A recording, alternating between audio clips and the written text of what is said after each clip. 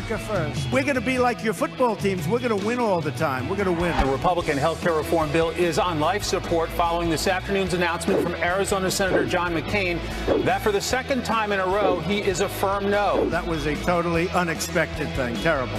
Honestly, terrible. Repeal and replace. Oh, we're going to do it eventually. We're going to do it eventually. John McCain once again solidifies his legacy, unfortunately, as a senator for Obamacare. Wouldn't you love to see one of these NFL owners, when somebody disrespects our flag, to say, get that son of a off the field right now, out, he's fired. He's fired! Rocket Man should have been handled a long time ago. Donald Trump is just calling him out, calling that regime out for what it truly is. We can't have madmen out there shooting rockets all over the place. You are protected. Nobody's going to mess with our people. We will make America proud again.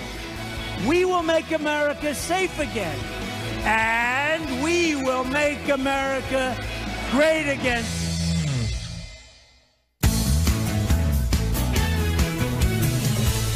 Back on the stump again last night. Oh, my goodness. His old stomping ground. That is indeed made in America. Welcome to Fox and Friends Weekend on this Saturday, September 23rd.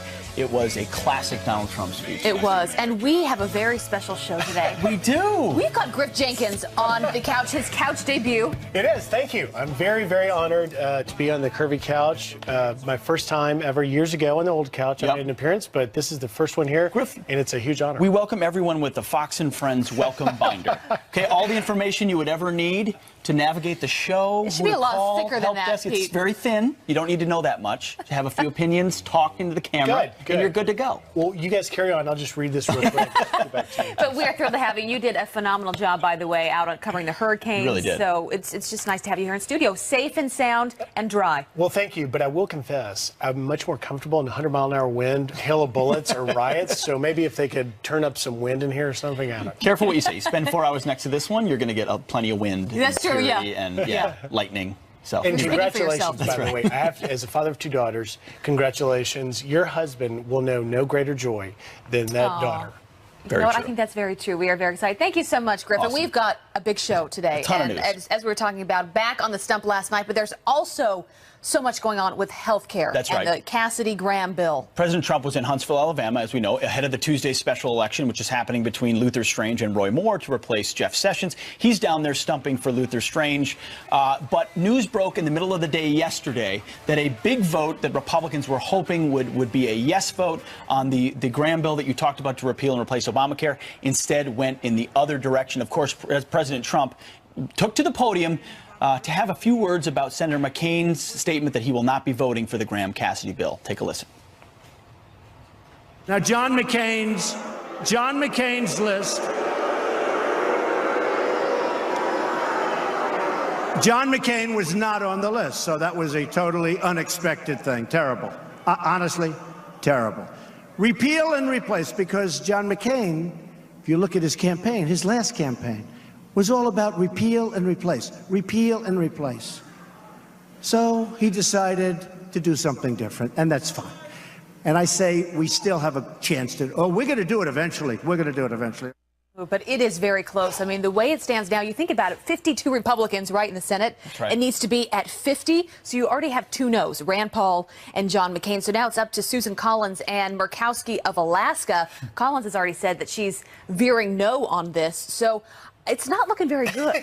As the guy in Washington, normally when I'm not in hurricanes, I'm in D.C. for the morning reporting. I feel like I've seen this before. And I feel like I'm never going to get to the moment where I say, breaking news, they've agreed on something, and it's going to pass. The House passed it, but the Senate, this seems like it's just not going to go anywhere. Or breaking news, Susan Collins or Lisa Murkowski are actually voting with the Republicans. The label next to their name. I think Rand Paul is gettable. The president has said that as well. There's even some that hope and believe that maybe John McCain could come around. They're holding a couple of committee hearings on Monday and Tuesday because John McCain's big beef is, I want regular order. I want the process, of course, which is swamp speak for, I want this to go on forever. I want the Democrats to take control of the process, and I want it to become convoluted. I'm frustrated because I have so much respect for John McCain over the years, but he was once a maverick, and now he's just a Democrat. I mean, how many times is he going to vote against the agenda of what he said he was going to do? It's really frustrating to watch. Here, I will push back a little bit on that, because what he did say was, what I don't like about it is it is down party lines, which is exactly what all the Republicans were criticizing the Democrats for when President shoved Obamacare down people's throats. They didn't ask for any opinions from the other side of the aisle or anyone from outside of Capitol Hill, which, you know, I do think that does make some sense. You want as many voices at the table as possible. At the same time, though, I mean, but they had 7 years, Abby. 7 years. There's tons of outside think tanks on the Republican side that have put input on this, and they still can't coalesce. Talking about praising, it's playing out everywhere. Jimmy Kimmel is praising John McCain with a tweet saying, at Senator John McCain, president for being a hero again and again, and now again. Last time I checked, Senator-elect Kimmel didn't make legislation, but who am I to say? Well, and now it's come out that Chuck Schumer has been helping Jimmy Kimmel because he gave, you know, his rant the other night. And look, he's got his own personal story with what he's been through with his own baby with heart problems. And I totally understand that. Everyone has their right to tell their story on television if they have that opportunity. But he went to Chuck Schumer to get some talking points, but didn't go to the other side, right? He didn't talk to Cassidy or to Graham to say, hey, at least help me understand where you're coming from, what is in your bill, so I can properly explain this to the American people. It's actually, for months, his staff has been talking to Chuck Schumer, reported by the Daily Beast, that they've been in conversations about this health care bill. Think about this. For months, a network evening show has been talking to one side of the aisle to get their talking points on a bill. If you want confirmation that the so-called mainstream media is actually the opposition party in bed with the Democrats, there you have it. How much talk has his staff had with Senator Graham or Cassidy or the majority leader? Probably none, maybe some. Let us know. Jimmy Kimmel Show, if you want to let us know that you've talked to both sides. But the reporting is we're going to get the talking points from Chuck and Nancy, and we're going to fight this bill through the media. It's no surprise to those of us that feel like the deck is stacked against real reform in Washington. Yeah, so we're going to watch this closely, but as you said, you've seen this play out before, and it is not looking very good for, and this might be their final chance to do health care, because then they move on to tax reform. The midterms are right around the corner.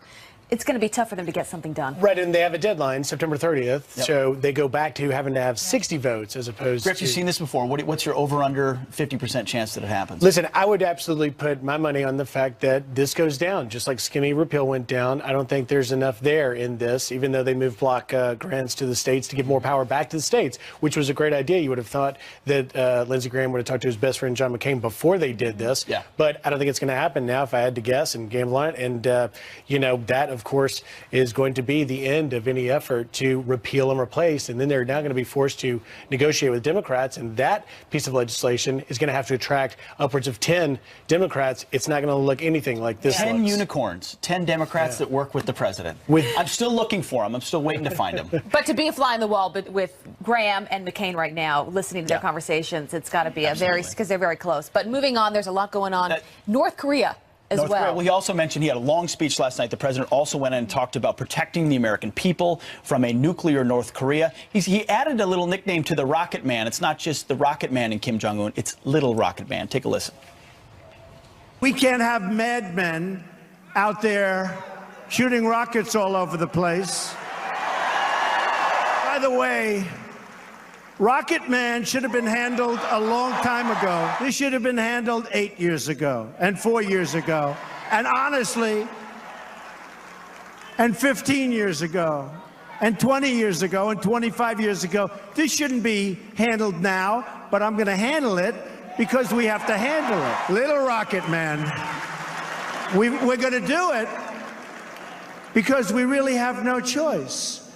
We really have no choice. Abby, you've always talked about China. You know, in the brass tack sense, they did make a big move putting the screws to Chinese banks as it pertains to North Korea. Yeah, they did. And all the tough rhetoric we're hearing from the president, I think, is mainly directed at China. He's got to continue coming down very hard. I was watching another network briefly yesterday, and they were saying the president was acting like a child in his tough rhetoric. And I'm thinking, you know, what do we want at this point? I mean, you know, you want to have someone tough. You want to have someone that gives it to North Korea and gives it to China, because where we are now, that is because years and years we have had no one to fully stand up to them. We talked to people on the street. That's coming up a little later, and that's sort of the main impression we got. But you know what? No one's going to be talking about that today. They're going to be talking about what the president had to say about NFL players taking a knee. That's right. Talk about channeling the way the American people feel. It's what President Trump did in the campaign. Well, he did it again last night, talking about taking a knee and disrespecting the flag. Take a listen.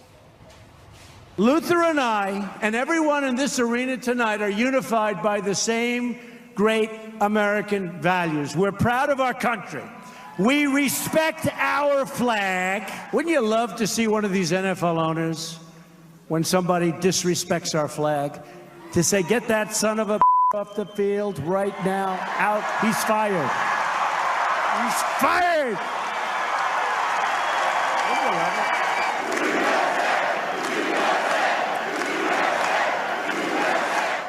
it? This is what his base loves so much about the president when he's out on that stump, and his speechwriters are sitting there with their hands over their eyes like, what is happening right now, you know, because they didn't plan that, obviously. But this is when I feel, when I'm out at the diners, and you guys have both done this too, that is where his supporters find him at his best. They feel like he is talking directly to them, and he's hitting on issues that no president would ever hit on. No one would ever mention this. Exactly. And he speaks the same way they speak, with the same sentiment that average people feel, which is, this flag matters to me. It has always meant something. You play a game for a living. Stand up. And these owners who measure how high their socks are, you know, they have uniform policies for socks, can't make these millionaires stand up for a national anthem while the rest of us salute that flag. He's totally right. We'll see what happens in Dallas. Jerry Jones said he didn't like the knee, so we'll see this weekend if anyone takes a knee. If anyone listens. But I want to know what our viewers think, so email us. What's your email address? friends@foxnews.com. It's in the welcome binder, Griff. In the welcome binder. Okay, all right, the email is friends@foxnews.com. You did give me that, and I haven't read it. I know. You should have been reading it through the whole segment. Instead, you decided to talk. Here we go. Email Which us often at happens on this couch.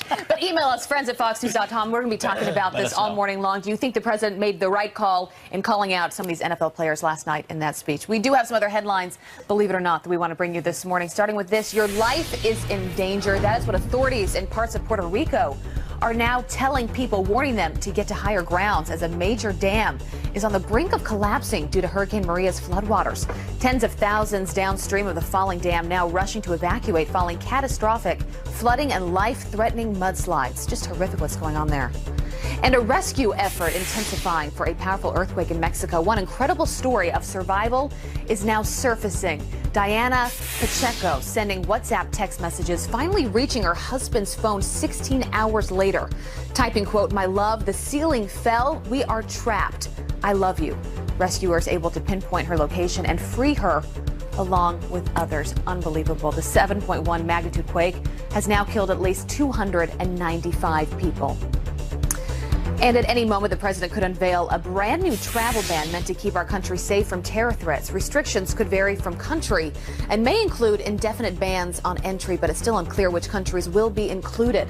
Tomorrow marks the end of the current 90-day ban that restricts travel from 6 Muslim-majority nations. So keep a close eye on that one. It'll be interesting to see whether that's a tweak for a stronger ban or a diluted ban. I think his supporters will look a lot at that for sure. All right, well, we're moving on to a Fox News alert. North Korea and Little Rocket Man threatening to test a hydrogen bomb. What would that look like, and what would the international follow potentially be? Lieutenant Colonel Michael Waltz here next. Plus, meet Vladimir Putin's newest enemy, actor Morgan Freeman, why Russia is declaring war on the Oscar-winning actor. By the way, Rocket Man should have been handled a long time ago. He should have been handled a long time ago by Clinton. I won't mention the Republicans, right? But by Obama. This is a different time. President Trump calling out Kim Jong-un after the North Korean dictator threatened to detonate a hydrogen bomb. So if he follows through on these threats, what should we expect? Here to discuss it, former Green Beret commander, advisor to Vice President Dick Cheney, and Fox News contributor Lieutenant Colonel Michael Waltz. Colonel, what say you? Is it time to finally act? It's been more than 22 missile tests since the beginning of the year. Is it time to do something? Well, exploding a nuclear-tipped missile over the Pacific Ocean could be a logical final step for the North Korean regime to demonstrate its capability and to demonstrate that it has been able to load and miniaturize a warhead onto an ICBM and actually get it, kind of fully functional. That comes with a lot of risks for the North Korean regime. I think it could be a final straw for China, and I think it could be a final straw for the international community to demand regime change. But they could do it. So if you are South Korea or Japan, our allies, where missiles have literally been flying over their heads, what are they thinking this morning? So a couple of things. The South Koreans are in discussions with the United States about reintroducing tactical nuclear weapons back into the South Korean peninsula. The Japanese are relooking their constitution, which prevents them from having offensive military capabilities, and actually making that massive change in their society so that they could go on the offense. Really, who we need to be talking to this morning is China.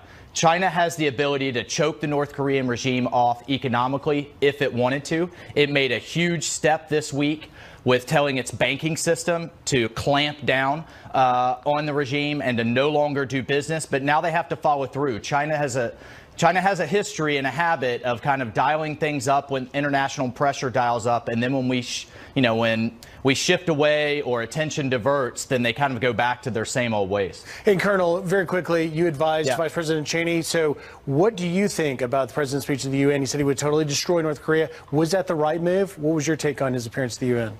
You know, I do wish that he had made the distinction between the North Korean regime and the North Korean people. Those people are suffering horribly under Kim Jong-un and his father and grandfather. That said, I'm fine with the tough talk. The calculus has to change in the region.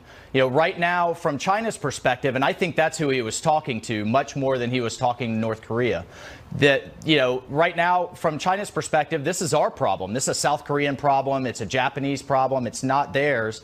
Now we're making it their problem, both through secondary sanctions, which means we are targeting Chinese entities that are doing business with North Korea, and by changing the security dynamic, like I just mentioned, where their old rivals, the Japanese, are now going on the offense. Lastly, yes or no, Colonel, is the hydrogen bomb test the red line now?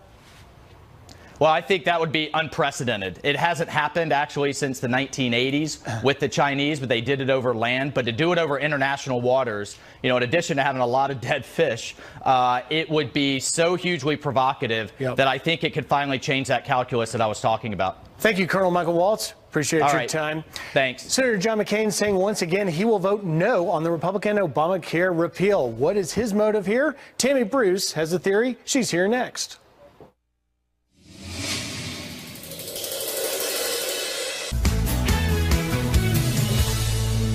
We're back with some quick headlines. Nearly half of the U.S. now learning they were targeted by Russian hackers during the 2016 presidential election. The U.S. Department of Homeland Security notifying these 21 states Friday, including several won by Hillary Clinton. DHS says in most of the states, only preliminary activity was observed from hackers. And today, First Lady Melania Trump and Britain's Prince Harry will meet for the first time. They'll both be in Canada for the Invictus Games, a competition for wounded warriors and veterans from around the world. Now we toss over to Pete and Abby. Take it away. Invictus Games, very cool. Awesome stuff. Thank you so much, Griff. All right, Arizona Senator John McCain breaking yet another from his GOP colleagues, announcing that his opposition to the Graham Cassidy health care bill. That's right. McCain saying in a statement, I would consider supporting legislation similar to that offered by my friends Senators Graham and Cassidy. Were it the product of extensive hearings, debate, and amendment, but that has not been the case and cannot in good conscience vote for the Graham Cassidy proposal. Here to weigh in is radio talk show host and Fox News contributor Tammy Bruce. Tammy, good to have you on. Thanks for having me. This all came down yesterday afternoon, and boy, I mean, it was a big deal because there are only 52 Republicans in the Senate. You say this is classic establishment versus change in Washington. How is this going to end? Yeah, look, I mean, this shouldn't be a surprise. And look, Senator McCain's been in there now 30 years. He's best friends with one of the authors of the bill. He knows the process. He has called Obamacare an abysmal failure. We all know how it's destroying people's lives. I think people find it hard to believe that he would walk away from helping the American people over procedure. So this is something larger.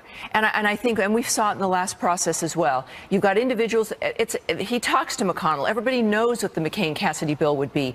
And if it was about procedure, why not for the last year has McCain not been working on that? Why not since the last, and we know he's had his health issues. He's come back to do the votes. He's been very engaged. He's not a passive man. So I think it's disingenuous. And I think it comes right back down to this notion of the the anti-Trump framework, it's very basic, versus what the president's trying to change, that they don't really want to give him a victory. They believe that perhaps this can change essentially at some point, but in the meantime, the American people are being harmed. Tammy, at these moments, we see the same characters pop up, right? John McCain last time was thumbs down. Now here he is. Rand Paul, always agitating. He did vote for the bill last time. But you see folks like Lisa Murkowski and Susan Collins, who seem to vote more with Democrats than Republicans. Inside the Republican caucus, Mitch McConnell not doing anything to twist arms or really turn them around. You say that maybe there's some punishment in order. Well, look, this is what the leadership is supposed to do. Get people in order.